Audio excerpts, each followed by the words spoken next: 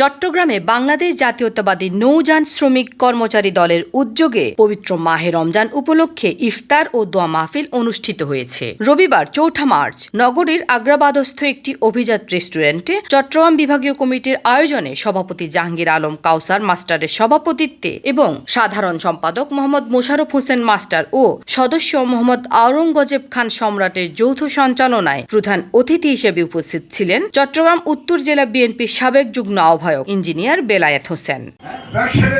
একটি কৃত্রিম সংকট দেখা দিয়েছে, সেই ইরান এবং লিবিয়া, ইরান, ইসরায়েল এবং আমেরিকার যুদ্ধের কারণে একটা মুনাফিকি গোষ্ঠী।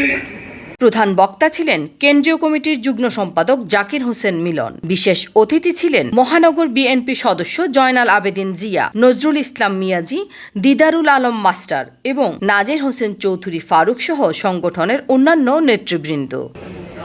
শ্রমিক দল, ব্যবসায়িক নেতৃবৃন্দ, আসসালামু আলাইকুম রাহমাতুল্লাহি ওয়া বারাকাতুহু।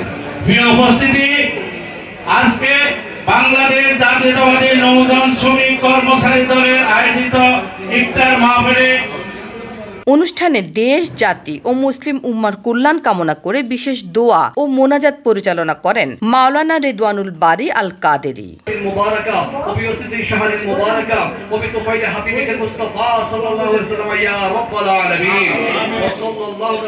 Desk report, Nongor news, Chittagong.